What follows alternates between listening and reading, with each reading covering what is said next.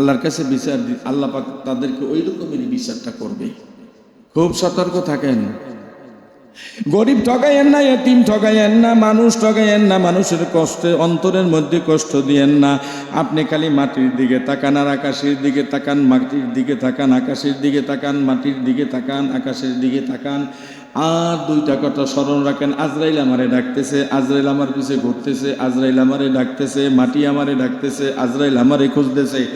হাদিস শরীফের মধ্যে আছে, মাটি প্রতিদিন বান্দারে 5 বার ডাক দেয়, আজরাইল প্রতিদিন 5 বার সালাম দিয়া যায়। এই জন্য সালাম দেয়, বান্দা তোমার সময় কম, মাত্র 1.5 মিনিট অথবা 2 মিনিট। এই 2 মিনিটের ভিতরে যতদূর পারো আল্লাহরে ডাইকা লও। ভালো করে বুঝেন, আমি 72 রবিবার দিবাগত রাত আমার উম্মতের ফটোয়ার আমল নামা নিয়ে আমার সামনে যখন ফেরেশতারা হাজির হইতো, আমি কিছু সংখ্যক উম্মতের চেহারা দেখে আমি আল্লাহর দরবারে দোয়া করতাম আর তার জন্য জান্নাত কামনা করতাম। আর এক শ্রেণীর উম্মতের আমার খালি কবরে কান্দাইতো, তাদের পোশাক দেখে আমি কাঁদতাম, তাদের আলহামদুলিল্লাহ, অসংখ্য শুকরিয়া।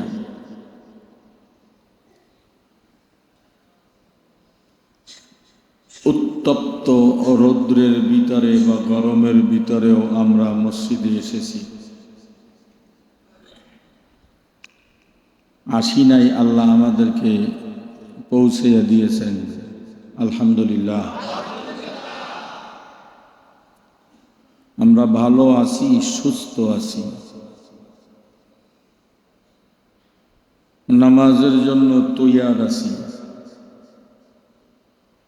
মৃত্যুর দিনগুলি গুনতে আছি, নিজেকে নিজে শুদ্ধ করতেছি, নিজেকে মৌতের জন্য তৈয়ার করতেছি। যদি থাকে এই বাসনা, যদি থাকে এই কামনা, যদি থাকে মানুষের এই চিন্তা দ্বারা, আল্লাহ বলে তুমি কামিয়াবি।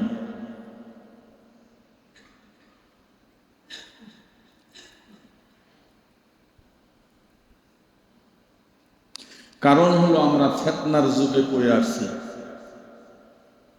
মুসিবতের ভিতরে আমরা জর্জরিত, আমরা বড় পেরেশান, আমরা বড় দুর্বল, আমাদের ঈমান বড় হালকা, আমাদের নেক বড় কম, আমরা পাপে জর্জরিত, আমরা সকলেই ক্ষতির ভিতরে, আমরা কেউ লাভের ভিতরে নাই। কারণ আল্লাহ পাক বলছেন,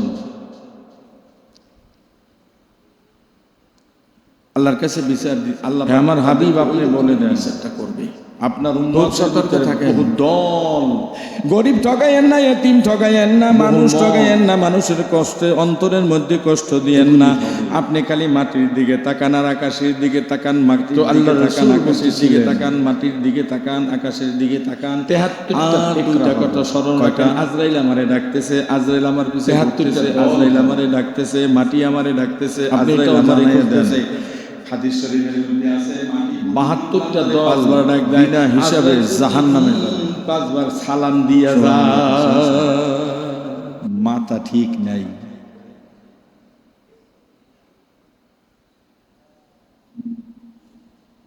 ওই যে কইছি না পেরেশানিতে আছি, বিপদে আছি, এই জন্য আর কিছু বানার পর 73টা দলের ভিতরে 2 রকম লেখছেন বা 3 রকম, 73টা ফিকরা হবে, 73টা দল হবে, 73টা কাতার হবে, ওই একই কথা। এর ভিতরে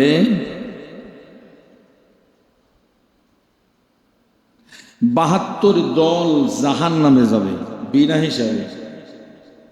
জোরে নাউজুবিল্লাহ। 73 জনের ভিতরে যদি 72 জন খাবে করিয়া মরে, একজন আর কি আশা আছে?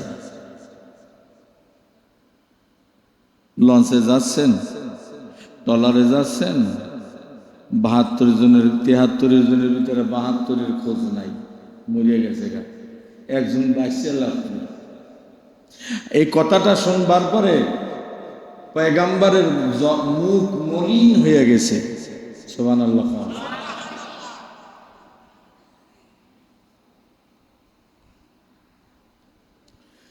আল্লাহ রসুল, আল্লাহ বলতেছেন, হাবিব আপনার মুখ মলিন হয়ে গেল, আপনি চিন্তিত? আল্লাহ রসুল বলে, হ্যাঁ আমি চিন্তিত। আল্লাহর সাথে আর নবীর সাথে এখন কথা হইতেছে, আমি ওই কথাগুলি আপনাদেরকে শোনাইতেছি, শুনবেন না? এখন দুইজনের মধ্যে কি কথা হয়।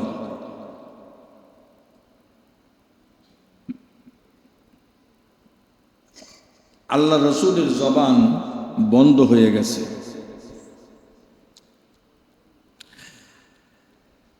যে আল্লাহ, তোমার বান্দা যত আমার উম্মত তত। আমার নবী বলে, আল্লাহ আপনার বান্দা যত আমার উম্মত তত। আপনার একজন বান্দাও বেশি না, আমার একজন উম্মতও কম না। তাহলে আপনি আমাকে আবার বললেন 73 ফেকরার ভিতরে 72টা দোজখী আর একটা জান্নাতি। আল্লাহ আপনি কি শুনাইলেন আমাকে? যখন শুনাইছিনি তাহলে আপনার বান্দাও না, আমার উম্মতও না। আল্লাহ একটা মিসকি হাসি দিয়ে বলতেছেন, হাবিব কিয়ামতের ময়দান যখন শুরু হবে আপনাকে সবাই চিনবে, আর আপনিও সবাইকে। নামাজ না পড়লেও নবী আপনারে চিনবে, আর নবীকেও আপনি চিনবেন। আল্লাহ চিনবার চিনাইবার ব্যবস্থা করবে।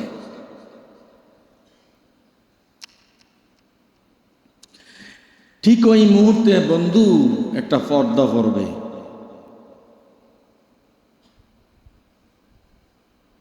আপনি অল্প কয়েকজন লোক দেখবেন, আপনি হতাশ হয়ে যাবেন,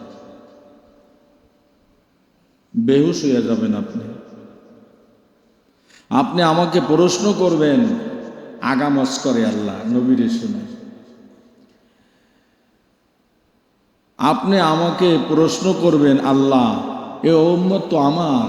আমি তখন আপনাকে বলবো, এ উম্মত আপনার না। বল কেন? কারণ আপনি ইন্তেকালের পর এই সমস্ত লোকগুলি সব আপনার নাফরমানি করেছেন। নাউজুবিল্লাহ বলেন।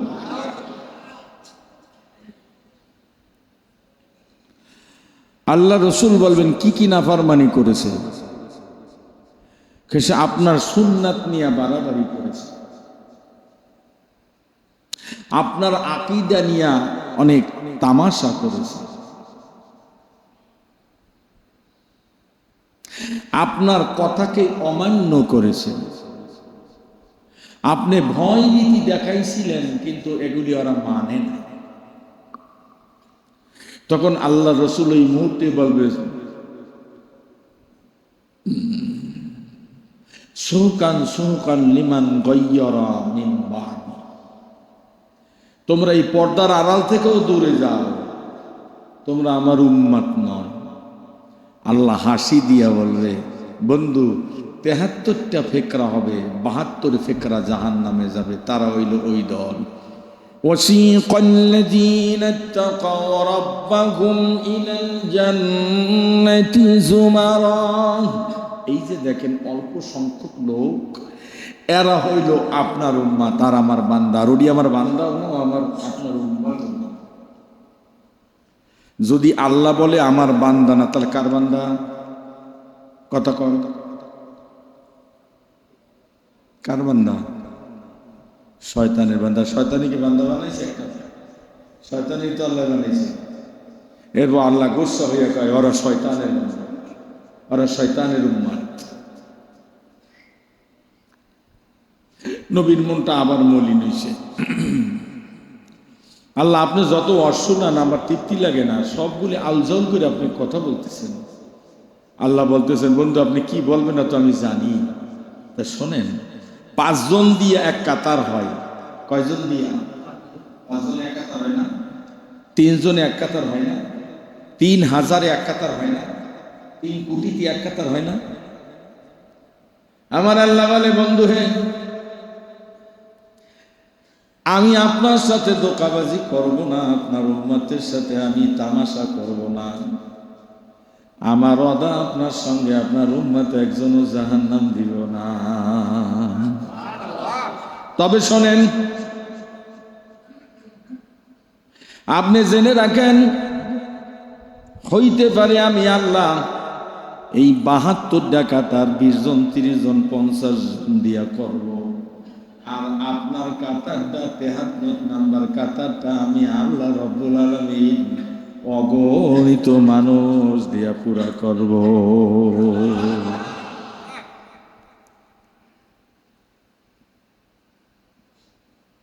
নবী একটু খুশি হয়েছে। কি হয়েছে? আপনারা বেজার হয়েছেন না খুশি হয়েছেন? আর একবার বলেন আল্লাহু আকবার। খুশির কথা হলে এমনি ভাল মানে। আর এই 72 কাতারের সাথে কারা কারা আছে? আমার নবী কয়, আল্লাহ এই 72 কাতারের সাথে কারা কারা? আমি কেন নাম খোটাইয়া বলবো না, আমি খালি বইলেই যাব। কার গায়ে পড়ে, কার হাতে পড়ে, কার পায়ে পড়ে, কার মাথায় পড়ে আমি জানি না। বৃহস্পতিবারে দিবাগত রাত,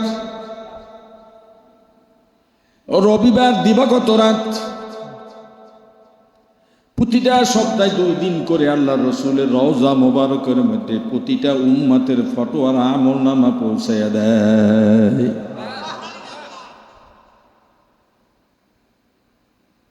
কিয়ামত যেদিন হয়ে যাবে,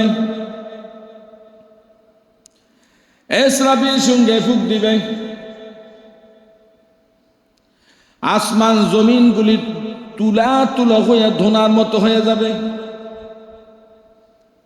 পাহাড় পর্বত নদ নদী অট্টিলিকা যা কিছু আছে সব এক সমান হয়ে যাবে, কোনো নদী সাগর খিচ্ছ থাকবে না, খালি ময়দান। আল্লাহ বলবে, কবর থেকে তোমরা উঠো। আল্লাহ রসুল বলে, এই আল্লাহ আমারে আগে উঠাবেন না উম্মত আগে উঠাবেন? আপনার বান্দা আগে উঠাবেন। আল্লাহ বলে, বন্ধু আপনি ভালো প্রশ্ন করছেন, আপনি একটা কথা শোনেন, আগে আপনার সাথে আমার সাথে দেখা হবে, তারপর আপনার উম্মতের সাথে দেখা হবে।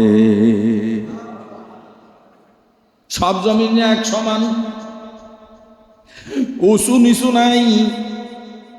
আল্লাহ ডাক দিয়া কবে, জিবরাইল রে, এখনো জিবরাইলের মৃত্যু হয় নাই। জিবরাইলের মৃত্যু হইব, ইসরাফিলের মৃত্যু হইব, আজরাইলের মৃত্যু হইব, ইসরাফিলের মৃত্যু হইব। জিবরাইল তাড়াতাড়ি যাও, আমার বন্ধুরি উঠাইয়া আনো।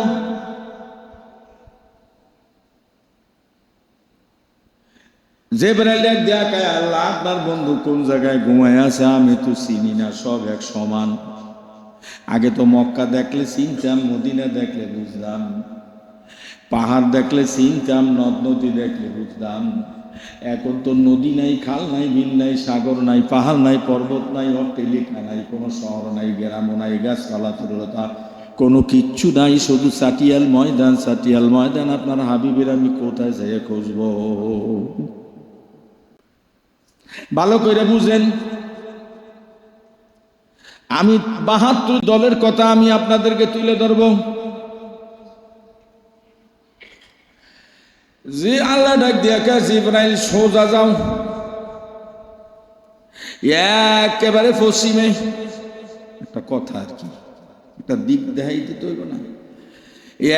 একেবারে পশ্চিমে যাও, যেই জায়গার মাটিটা দেখবা সাদা আকাশের দিকে নূর উঠতেছে, ওইখানে যে আমার হাবিবেরা সালাম দিবা, ডাক দিবা, আল্লাহ আপনার অপেক্ষা করতেছে, আপনাকে ডাক দিছে। জিবরাইল গিয়া ওখানে হাজির হয়ে গেলেন। আসসালামু আলাইকুম ইয়া রাসূলুল্লাহ। একবার না দুইবার না বহুবার সালাম দিয়েছে, ওই রওজা থেকে কবর থেকে সালামের জবাব আসে না। বিনায়া বিনায়া আজরাইলকে ডাকতেছে, আপনারে ডাকতেছে, আপনি উঠেন। নবীও শোনেও না, কোনো কান পাইতেও কানেও লাগায় না, খালি ডাকতেছে। জিবরাইল এককালে হয়রান পেরেশান হইয়া আবার আল্লাহর কাছে যে কয়, আল্লাহ আপনার হাবিবের সালাম দিলাম, কত ডাকলাম, একটা সালামের জবাব দেয় নাই, একটা ডাকও দেয় নাই, আপনার হাবিব ওঠে নাই। আল্লাহ ডাক দিয়া কে, আমার হাবিবরে তুমি কি বইলা সালাম দিছো আর কি বইলা ডাকছো? ডাক দিয়া কয়, ইয়া আল্লাহ ইয়া আল্লাহ, আপনার হাবিবের সালাম দিলাম, আসসালামু আলাইকুম ইয়া রাসূলুল্লাহ, আসসালামু আলাইকুম ইয়া হাবিবাল্লাহ। এরপরে আপনাকে ডাকতেছে আমার আল্লাহ, এই কথা বলে যখন ডাকছি, আল্লাহ ডাক দিয়া কয়, জিবরাইল কোটি কোটি বছর যদি তুমি ওখানে দাঁড়াই দাঁড়াই আমার বন্ধুরে ডাকো, একটা ডাকেও আমার বন্ধু সাড়া দেবে না। আমার বন্ধুর অন্তরের মধ্যে দিলের ডাক ঢুকাইয়া দাও।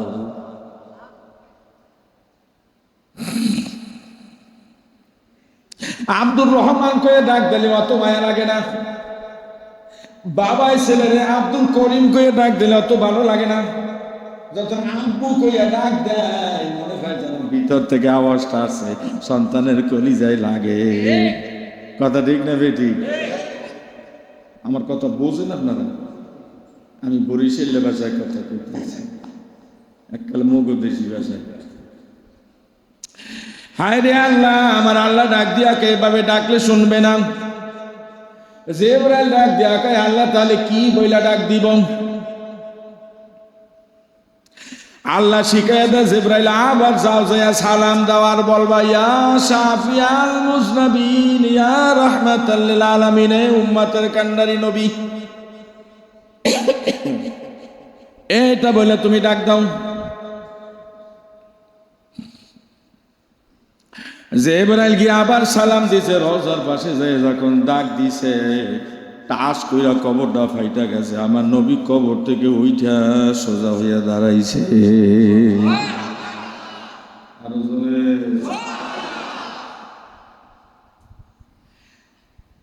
আব্দুল করিম কয়ে ডাক দিছে, তেলে লাগে নাই, আব্বু কয়ে ডাক দিছে। সন্তান একটা দৌড় দিয়া আব্বার কোলে যাইয়া উঠছে। সুবহানাল্লাহ কর। ডাকের মধ্যে বেশ কম আছে না? একটু বেশ কম হয়েছে না? নবী আমার সোজা হইয়া দাঁড়াইয়া চতুর্দিকে একটু নজর দিয়ে টাস কইরা পরে কবরের মধ্যে পড়ে শুয়ে পড়ছে। জিবরাইল ডাক দিয়া কয়, ইয়া রাসূলুল্লাহ ইয়া হাবিবাল্লাহ, উম্মতের কান্ডারি নবী মুহাম্মদুর রাসূলুল্লাহ সাল্লাল্লাহু আলাইহি ওয়াসাল্লাম, আপনি সোজা হইয়া দাঁড়াইয়া চতুর্দিকে তাকাইয়া ঠাস কইরা কবরের মধ্যে শুয়ে পড়লেন, কারণ কি? কে জিবরাইল আমার সাথে ধোঁকাবাজি করতে আসো? আল্লাহ আমার সাথে বাটপারি শুরু করে দিছে। আমার সাথে আমার আল্লাহর সাথে যে ওয়াদা ছিল, আল্লাহ ওয়াদা বরখেলাপ করছে। আল্লাহ আকবার কইতেন না? আল্লাহ ওয়াদা বরখেলাপ করছে। নবীর কষ্টের কথা কয়, কষ্ট লাগলে তো কত কিছুই কয়, ঠিক না বেঠিক? জামাই বউ কাজে লাগছে, কষ্টের ঠেলায় কয় তোরে রাখতাম না, বাপের বাড়ি যা। কথা ঠিক না বেঠিক? তাই বলে কে বউরে করবে নামাইয়া দিছে।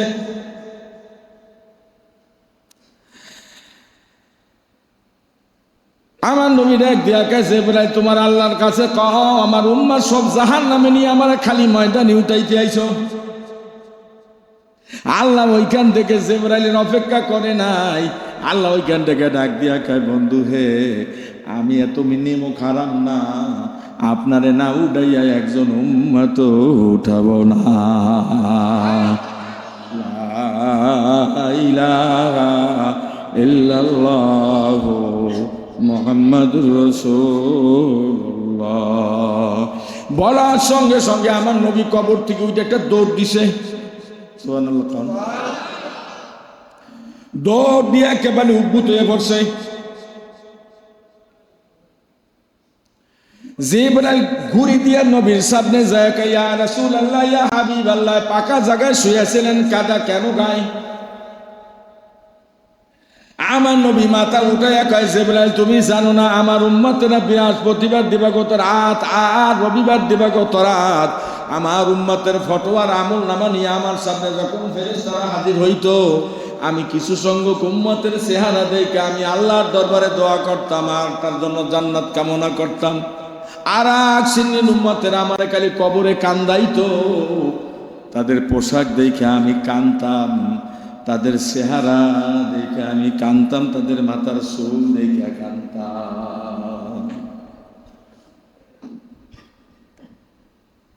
72 কাতারের কথা বলতেছে। কোন কয় নাম্বার কাতার? জোরে বলেন, কয় নাম্বার কাতার? পাকা জায়গায় শুয়েছিলেন, কাদা কেন গায়? আমার নবী কয় বৃহস্পতিবার দিবাগত রাত, রবিবার দিবাগত রাত, এই 2 দিন রোজা রাখলে সব বেশি, এই 2 দিন রোজা রাখলে সব বেশি। এই 2 রাত্রে বেশি থেকে বেশি আল্লাহর সাথে কাঁদতে আল্লাহ শোনে বেশি। ওই আমল নামাটা ফটো সহ নবীর রওজায় পৌঁছে দেয়।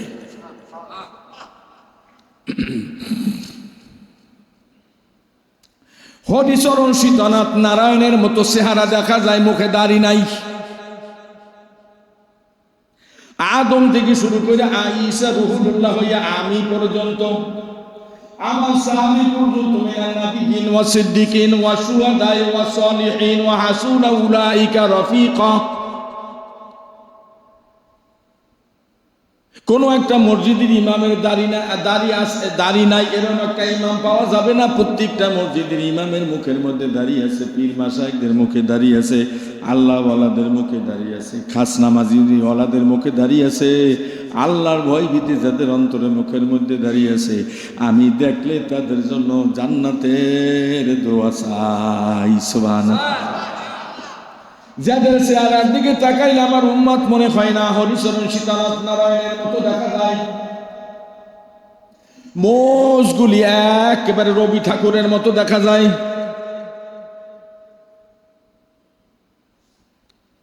চুলগুলি একেবারে বান্দরের মতো দেখা যায়, ঘোড়ার লেজের মতো দেখা যায়। ঠিক না ঠিক?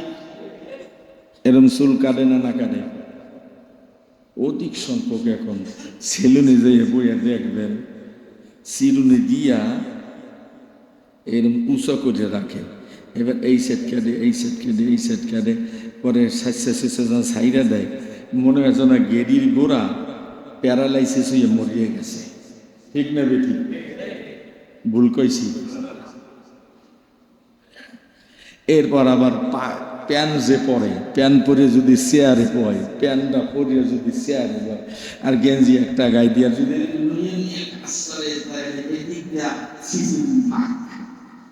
ভুল কইছি না ঠিক কইছি? মানে পরে কথা কয়নি। এখন আলেমেরা পড়ছে এরপরে আবার একটু নকশি বাইরে গেছে, মনে হয় একেবারে এতিম গরিব, কিছু নাই, হাফ প্যান্ট ফেন্দে। ঠিক কিনা?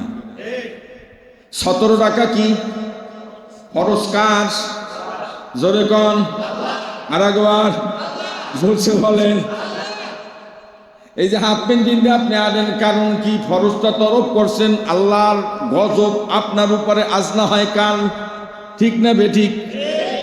আর যারা ফরজ তরফ কইরা, মাঝে মধ্যে এমনও হয় এখানে কাপড় জাগানো লাগে, ঠিক নাপাক লাগিয়ে যায় নাকি, তখন ওটা দেখে আল্লাহ বুঝ করবে। কি বলেন?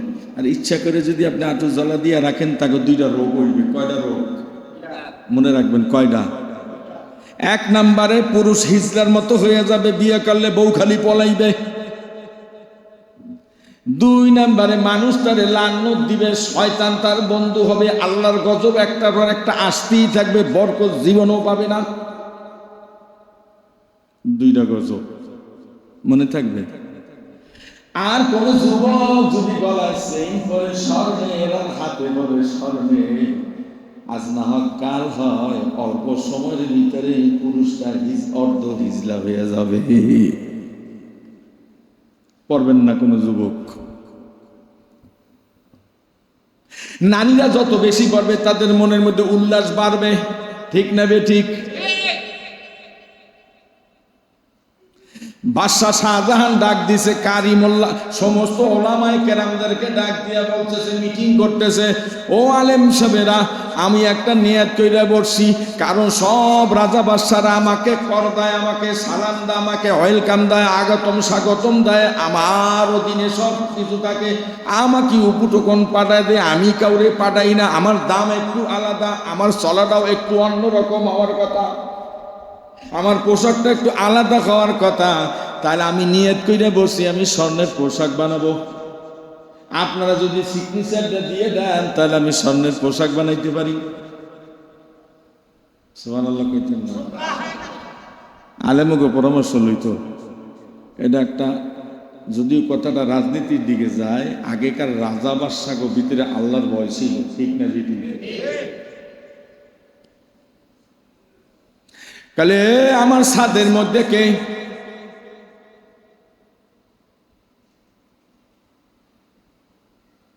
আমার ছাদের মধ্যে হাঁটে কে? কলে আপনার ছাদের মধ্যে আমি উট খুঁজতেছি।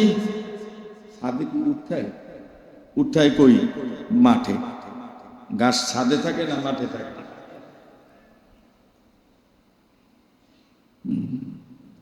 বড় করে বাদশাহ ইব্রাহিম আদম জিজ্ঞাসা করে, আমার সাথে ঠক ঠক করে কি? কলে উট খুঁজতেছি, উট পাই না। বিছানায় শুয়ে শুয়ে দমক দিয়া বলে, এ আহাম্মকে রাখাল, ছাদের মধ্যে কি উট পাওয়া যায়?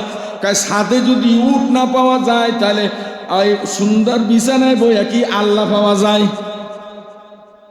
অমনি কইরা তার মগজের মধ্যে দুইটা গেছে, কথাও তো ঠিক, সব ছাইরা দিয়া কোন রকম পোশাক লইয়া এমনি জঙ্গলের মধ্যে গেছেন, মউত পর্যন্ত বলকের বাসায় আর কখনো সিংহাসনে বসে না। আল্লাহরে এমন করে রাজি বানাইছে, নিজের কাপড় নিজে সেলাই কইরা কইরা পড়তো, পয়সা নাই তো, অট্টালিকা নাই তো, রাজা বাদশাগিরি তার শরীর থেকে গেছে গা।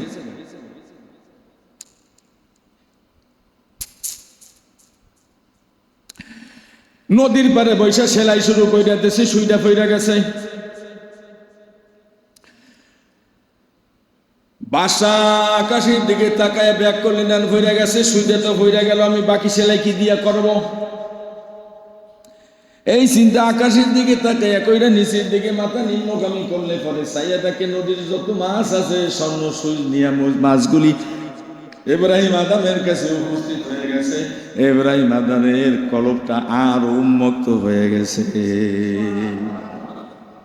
ইব্রাহিম আদম কয়, আমার তো স্বর্ণের সুই না, আমার তো লোহার সুই, ওই লোহার সুই দাও, স্বর্ণের সুই নাও। সুবহানাল্লাহ কবেন না? মাছে স্বর্ণের সুই ফালাই দিয়া লোহার সুই খুঁজে আইনা ইব্রাহিম আদমের কাছে দিছে। অট্টালিকা আছে আল্লাহরে রাজি কইরা ফলাইছে। সুবহানাল্লাহ বলি।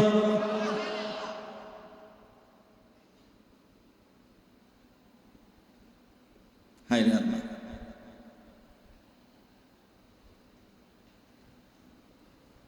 এই ৭৩টা ফেকরা, কয়টা ফেকরা? এই ৭৩ ফেকরার ভিতরে একটা ফেকরা ৭২ নাম্বার ফেরকাটা হইবে আল্লাহ রসুলের দল, আর ১ থেকে ৭২টা ফেকরা হইবে শয়তানের দল। ঠিক না বেটি? এটা বলছিলাম না? কথা কয় না?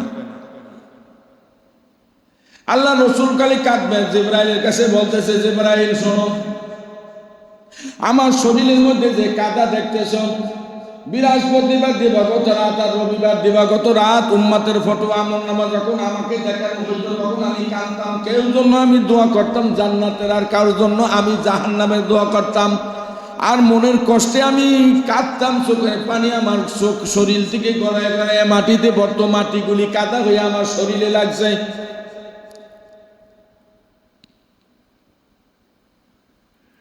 কেউ চেহারা হীরাসর হরিচরণ সীতাহিত নারায়ণের মতো দেখা যায়, এই কথাটাও বলছিলাম। আমি আমার উম্মতের দিকে তাকাইলে বোঝা যায় এরা আমার উম্মত না, ওরা শয়তানের উম্মত। আমি যদি আজকে এখানে ছোট্ট একটা জামা আর একটা প্যান্ট পইরা টুপি ছাড়া এখানে বইতাম, আমার পিছে নামাজ পড়তেন, কথা কয় না। যদি জানলার দরজা সব তালা লাগাইয়াও আমি কইতে 5 গো নামাজ পড়ামো, আপনাকে পড়া লাগবে না, মাথা ভাঙ গেলাম, পড়বেন নি, উল্টা পিটান খাওয়া লাগবে। কারণ কি? কারণ আপনার মধ্যে অর্থাৎ আমার মধ্যে রসুলের কোনো সুন্নাত নাই, আমি ইমামের উপযুক্ত।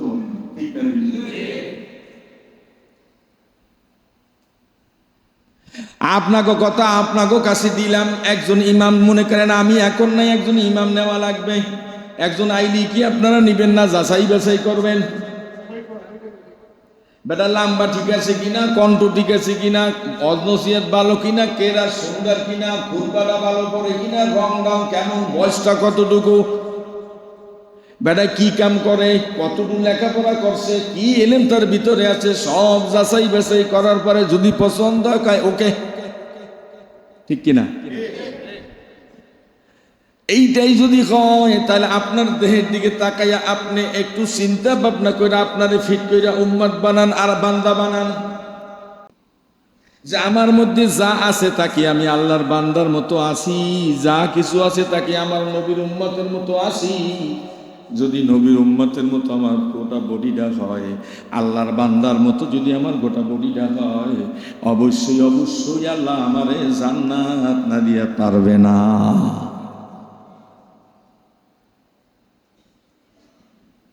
সাবধান, আমি নাম খুঁজতে বলি নাই, আমি কথাটা খাস কথা আম বানাইয়া বলছিলাম, খাস কথাটা মজবুত কথাকেই আমভাবে আপনাদেরকে শুনাইলাম। এটা এখন আমভাবে নিতে পারেন, আর খাস কইরা নিজের দেহের মধ্যে ঢুকাইয়া, মনে ঢুকাইয়া, কলবি ঢুকাইয়া আপনি খাস বান্দা হয়ে যান। আর যদি কানে সুপ লাগাইয়া শুনে থাকেন, তাই মসজিদ থেকে বাইরে হলে আপনি যেমন তেমন মানুষ, লোয়া পিটাইলেও যান না পিটাইলেও তা। আপনি কি লোয়াই থাকতে চান, না লোয়াটারে ফিরাইয়া ফিরাইয়া আপনি বড় একটা দাও হইতে চান? লোয়া খালি পিটাই দিবি না হয় না, দাও বানাইতে হলে পিরানের ডকাই দাঁড় কায়দা দিতে হবে, ঠিক না বে ঠিক? লোয়াটারে কুইডা লাল বানাইয়া খালি বড় আতর দিয়ে খালি পিটাইতেই থাকবেন, যত পিটাইবেন তত শেয়ার দাও হবে, কিন্তু লোয়া লোয়াই থাকবে, ঠিক না বে ঠিক? ওটা দাও হবে না, সুনিও হবে না, কিসিও হবে না, কিছু হবে না, ওটা একটা ডাইস আছে, ঠিক না বে ঠিক? আপনি আপনারে ঠিক করেন, ইচ্ছা মতো ফিরান, ইচ্ছা মতো বুঝান, দেখবেন আপনি মানুষ হয়ে গেছেন। আর যদি আপনি না বুঝান, না নিজের দেহেরে না ফিরান, তাহলে আপনি একেবারে শয়তানের বান্দা, শয়তানের বান্দাই থাকবেন, ঠিক না বে ঠিক? আপনার বিবেক আপনার কাছে দিলাম, আপনি বিবেকটারে খাটান। فلا تقعد بعد الذكرى مع القوم الظالمين। আমার কালাম শোনার পরে তোমরা গাফেলদের দলভুক্ত হইও না। সুবহানাল্লাহ বলবেন না? অর্থাৎ আমার কোরআনের বয়ান শোনার পরে, মুসলমানের দলে থাকার পরে, মুসলমানের দলভুক্ত হওয়ার পরে, নামাজি হবার পরে, জিকিরওয়ালা হবার পরে, ভালো রূপ, ভালো মানুষের রূপ হবার পরে তুমি খবরদার খবরদার গাফিল ব্যক্তিদের সাথে দলভুক্ত তুমি হইও না, যাইও না। গাফিল কারা? যারা আল্লাহর হুকুম মানে না, নবীর তরিকা মাপে চলে না, চালায়ও না, তারা গাফেল। তারা কি? গাফেলের অর্থ কয়েকটা। গাফেল সে অলস হইতে পারে, গাফেল অকর্ম হইতে পারে, গাফেল খালি ঘুমাইতে পারে, গাফেল খালি খাইতে পারে, ইত্যাদি ইত্যাদি। যেরম বলে এরম বানান আপনারা। আল্লাহর ভাষায় গাফেল ওই ব্যক্তি যে আল্লাহ এবং আল্লাহর রাসূলের তরিকা ছাইরা নিজের তরিকায়, নিজের মত মতো, শয়তানের হুকুম মতো চলে, ওটা হইছে গাফেল। আর যে মানুষ আর নবীর উম্মত, সে আল্লাহর হুকুম মাফিক চলে, ঠিক না ঠিক? আজান দেশে মসজিদে যাও, কার হুকুম?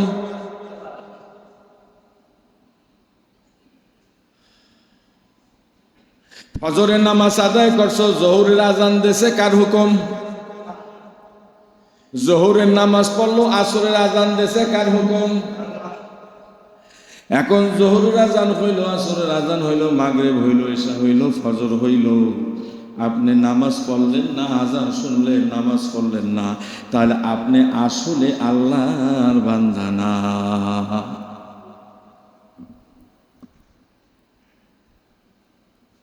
আপনার দেহের মধ্যে নবীর কোনো তরিকা নাই। একটা মানুষ সকাল 5 ওয়াক্ত নামাজ পড়ে, 1 ওয়াক্ত কামাই কোনো সময় করে না, কিন্তু তার দেহের মধ্যে নবীর কোনো তরিকা নাই। কি নাই? কথা বুঝবেন।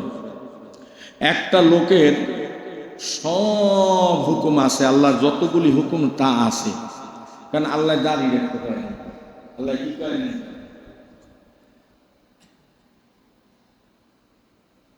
আল্লাহ লম্বা জামা গায়ে দুধ কয় নাই। আল্লাহ টুপি মাথায় দিতে কয় না। চুল যে 3 তরিকার 1 তরিকা রাখবেন, বা 4 তরিকার 1 তরিকা রাখছেন, কিন্তু 4 তরিকার। কয় তরিকার? আমরা হইতেছি 3 তরিকা। কয় তরিকার? মাসনুন দোয়ার মধ্যেও 3 তরিকা।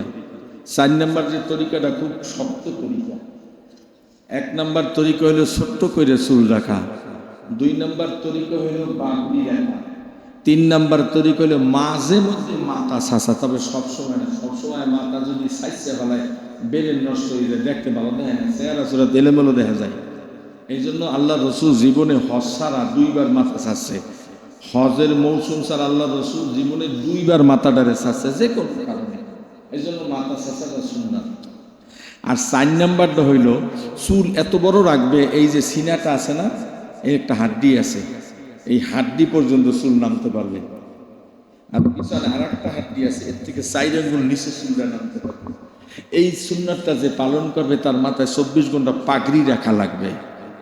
একমাত্র ঘুমান আর গোসল, স্ত্রীর সাথে মেলামেশার সময় খালি পাগড়িটা খুলে রাখবে, এছাড়া 24 ঘন্টা মাথায় পাগড়ি রাখার নিয়ম। 4 নম্বর সুন্নাতটা পালন করে। তো এগুলি খুব কম পালন করে, খুব কম দেখা যায়। তা আল্লাহ এই টুপির মাথা দিতে কয় নাই, লম্বা জামা পরতে কয় নাই, কইছে নাকি? এটা হুজুর কাছে শুনছেন? টুপি মাথা দেওয়া কি ফরজ না সুন্নাত? তাহলে আল্লাহ কয় নাই। পাগড়ি মাথায় দেওয়া ফরজ না সুন্নাত? তা আল্লাহ কয় নাই। লম্বা জামা গায়ে দেওয়া সুন্নাত না ফরজ? তা আল্লাহ কয় নাই। আল্লাহ যেটা কইছে এটা ফরজ।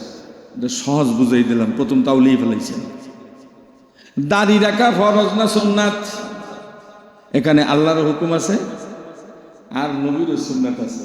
দাড়ি রাখাও আছে, দাড়ি সুন্নাত। দাড়ি রাখা কি? এটা আল্লাহর হুকুম কেন আসছে? যদি আল্লাহর হুকুম এটা নাই তো তা মহিলাকে দাড়ি সাবধারি হয়ে যেত। কি কারণ? এবার স্বামী যদি একটা থাবার মারতো, বউ থাবা দিয়ে দাড়ি ধরতো, আর বউ থাবা দিয়ে দাড়ি দিলে স্বামীও থাবা দিয়ে দাড়ি ধরতো, তার দাড়ি দরাদরি হয়ে যেত, মারামারি হইত না। আবার যদি বেড়া গোসুল আর মহিলা গোসুল একরকম হয়, থাবা দিয়ে মহিলা চুল ধরবে, মহিলা স্বামী চুল ধরবে, মারামারি হইবে না, চুল দরাদরি হইবে। ঠিক না? রেডি বেজাল না? এলে যে নারী অধিকার, সমান অধিকার, হলে সমান অধিকারই যায় না। কি কেন? আমাকে লম্বা চুল, তোমাকে লম্বা চুল, আমাকেও দাঁড়ি, তোমাকেও দাঁড়ি। হ্যাঁ বড় কাম, হ্যাঁ বড় সমান অধিকার হইতে পারবে না, কারণ তোমাকে ফেলে বাচ্চা, আমাকে ফেলে বাচ্চা নেই। আমরা ইচ্ছাকালে মাসে 10,000 বাচ্চা দিতে পারবো, আপনি বছরে 2 বছর 3 বছর একটু দিতে পারবেন। ঠিক কিনা? কথা কয় না? আমরা কম হইল 1 বছরে 4 বাচ্চা দিতে পারবেন কম পক্ষে। তুমি কি 1 বছরে 4 দিতে পারবে? যদি জমক টমক হয় সেটা আলাদা।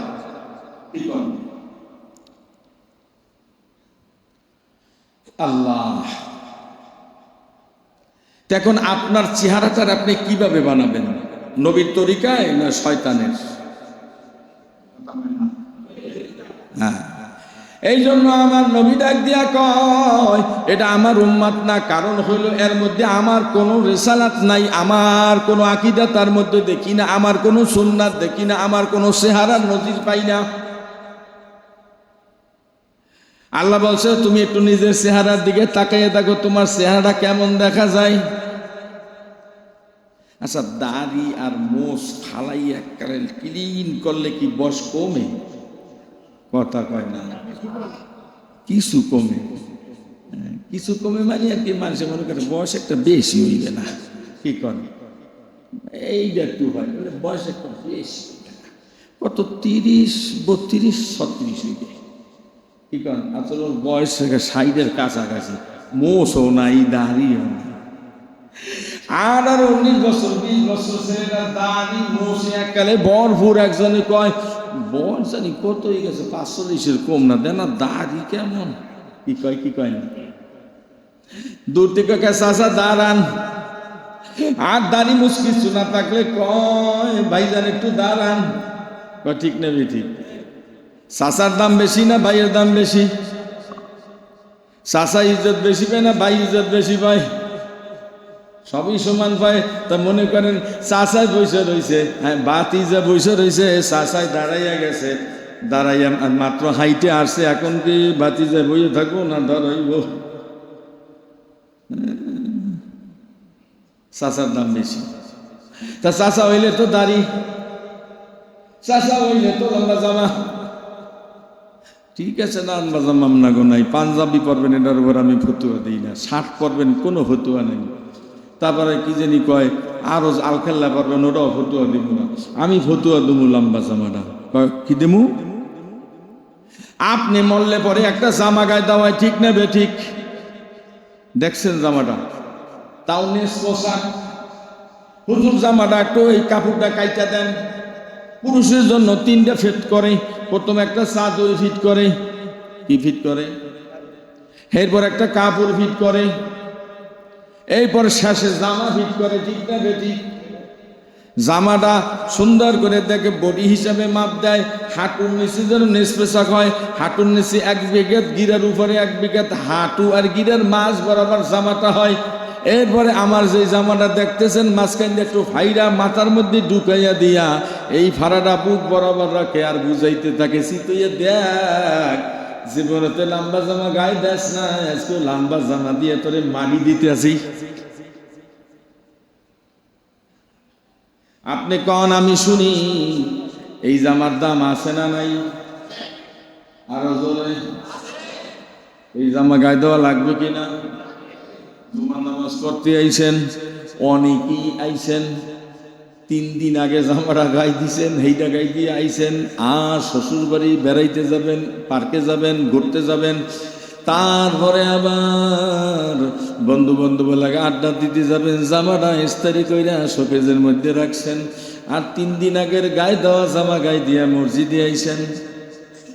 আপনি কি আসলে আস্থা আশা করতে আইছেন? শ্বশুর বাড়ির দাম বেশি না আল্লাহর বাড়ির দাম বেশি? বিয়াই বাড়ির দাম বেশি না আল্লাহর বাড়ির দাম বেশি? পার্কে যাওয়ার দাম বেশি না আল্লাহর ঘরে আসার দাম বেশি? ওয়াজ মাহফিলে যাওয়ার দাম বেশি না সিনেমায় যাওয়ার দাম বেশি? তা যেইখানে দাম বেশি পাওয়া যায় সেইখানে সিরা জামা, যেইখানে কোনো দাম নাই সেইখানে ইস্তারিওয়ালা জামা। আল্লাহর কি পাগল মনে করছেন? আল্লাহ আপনার আকলাক চরিত্র দেখে দেখে আপনার বিচারটা করবে, আর ওই দিন আল্লাহ নিজে বিচার করবে, যা মনে চায় তা করবে, কেউ তার প্রতিবাদ করার ক্ষমতা রাখে না। ঠিক না বে ঠিক? একজন ক্ষমতা রাখে, আকায়ে মাওলা তাজদারে মদিনা নবী মুকাররম হুজুর আকরাম নবী দুজাহা উম্মতের কান্ডারি মুহাম্মদুর রাসূলুল্লাহ সাল্লাল্লাহু আলাইহি ওয়াসাল্লাম, তিনি শুধুমাত্র একমাত্র সুপারিশ করনেওয়ালা দাবিদার। আর তিনি দাবিদার ওই ব্যক্তির জন্য যে নবীর পর্দার ভিতরে থাকবে, আর পর্দার বাহিরে যারা থাকবে এরা না। নবী যেই পর্দার মধ্যে থাকবে ওই পর্দার ভিতরে যারা, তাদেরকে আল্লাহর রাসূল সুপারিশ করবে। নবীর দলে থাকতে চান না শয়তানের দলে?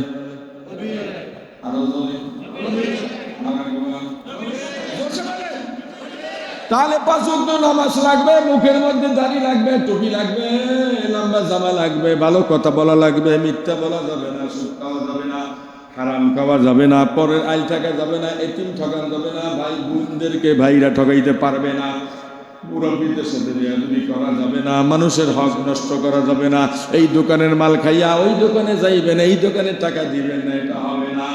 কাজ কর্ম করাইয়া 1 মাস 6 মাস 9 মাস 1 বছর ঘুরাইবেন, টাকা দেবেন না, টাকা চাইতে গেলে কাল বসে থাপ্পড় মারবেন, এটা হবে না।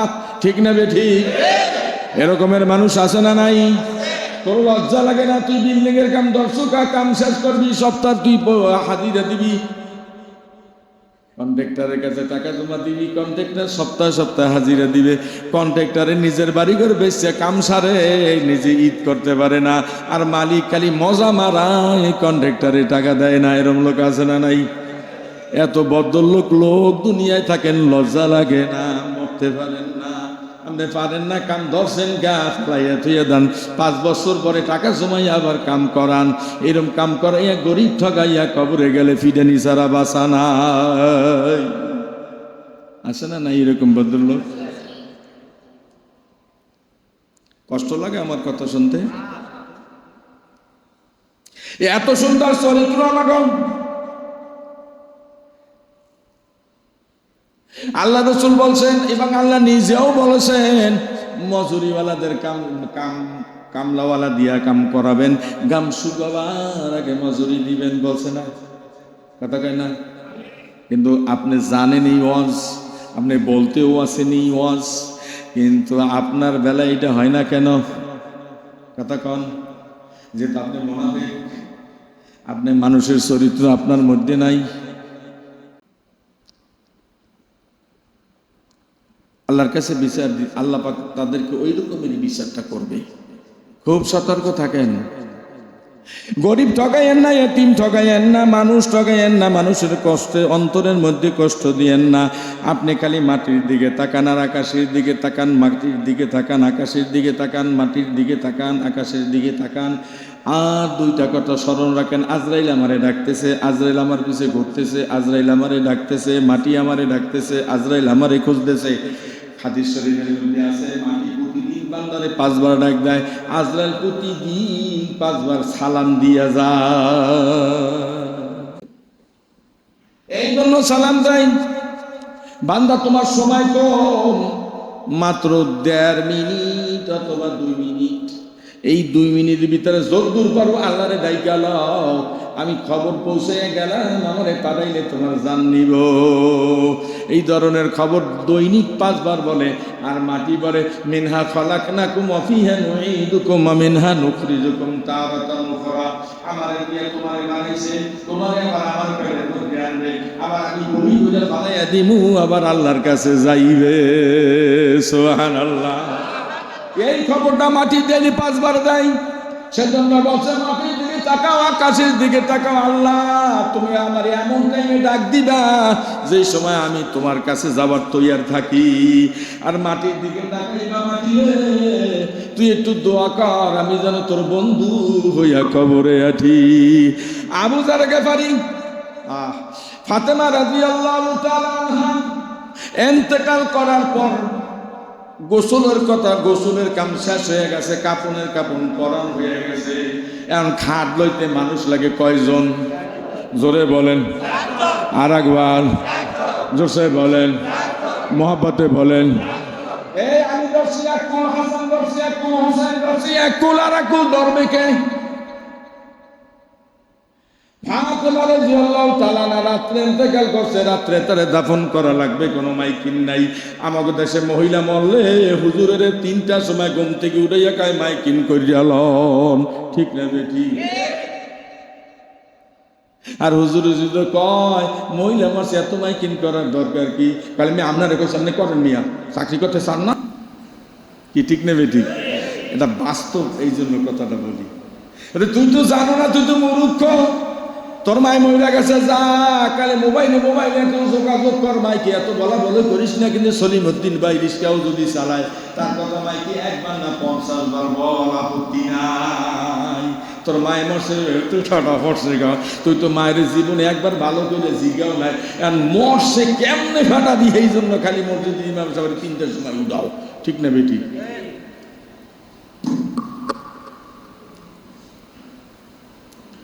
হায় রে আল্লাহ,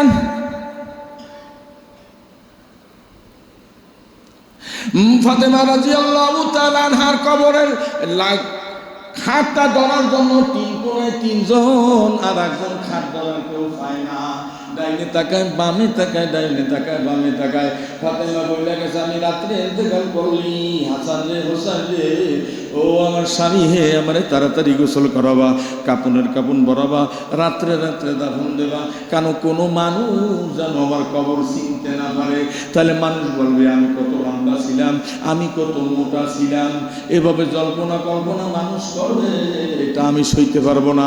কেন আমি দুনিয়াতে সবচেয়ে বেশি কাজ পর্দা করেছি, এই জন্য আমার কবরটাও পর্দার মধ্যে থাকা লাগবে। আলী তুমি আমার এই কথাটা পালন কইরো। বাবা হাসান বাবা হুসাইন দুধের দাবি দিয়ে গেলাম, তোমরা তিনজনে আমার এই হুকুমটা পালন কইরো। তিন কোনা তিনজনে ধরছি, এক কোনা কেউ ধরার নাই। এ চাইয়া দেখে আবু জার গেফারি আসতেছে। সুবহানাল্লাহ।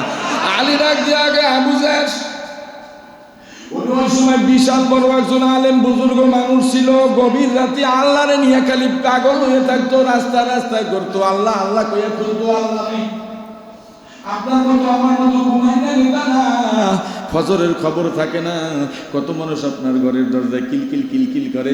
11টার সময় ঘুমিয়ে বেরাস লইয়া নারায়ণগঞ্জ ভতুল্লা কয়ে মুখে ফেনা উড়ে গেলাম।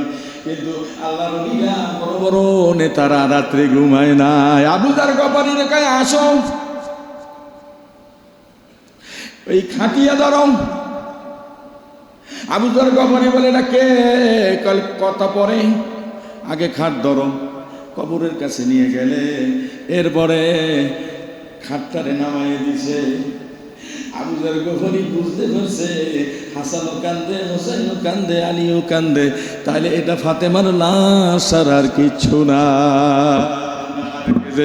মৌতে বাসোদাম্বিয়ার নাহার গেজে, মৌতে বাসোদাম্বিয়ার নাহার গে জাউলিয়া ও আসফিয়ার লা ইলাহা ইল্লাল্লাহু মুহাম্মাদুর রাসূলুল্লাহ। আবু জার গেফারি কবরের দিকে তাকায়া কবরের মধ্যে নামছে। নাইমা ডাক দিয়া কয় ও কবর সে নবী, তোর কবরে কে আসতেছে? নবীর কন্যা মা ফাতেমা। সে নবীর কবর, তোর কবরে কে আসতেছে? হাসান হোসেনের মা, জান্নাতের যুবকদের মা ফাতেমা। সিনুরের কবর, এই কবরটা কার কবর? কে তোর বুকের মধ্যে আর পেটের মধ্যে আসতেছে? মদিনাতুন ইলমে আলিউন ইনদা বাবুহা। মদিনাটা হইলে ইলমের শহর, ইলমের শহরের দরওয়াজাটা আলী। আর নবীর ঘরে পাক হইলে আলী খাইতো, পাক না হইলে না খাইয়া থাকতো। নবীর 51 পুত্রর ভিতরে আলীও একজন, তার স্ত্রী। সেনরিরে কবরে ডাকে জান্নাতের সর্দারিনী ফাতেমা। এই চারটা কবর বলার সঙ্গে সঙ্গে কবর ভিতর থেকে আওয়াজ দেয় আবু জার গেফারি বড়াই কইরো না। নবীজির কন্যা আমি চিনি না, হাসান হোসেনের মারে আমিও চিনি না, আলীর স্ত্রী আমি চিনি না, জান্নাতের সর্দারিনী আমি চিনি না। আমার পেটে আসতে হইলে হইতে হবে খাঁটি। আল্লাহু আকবার।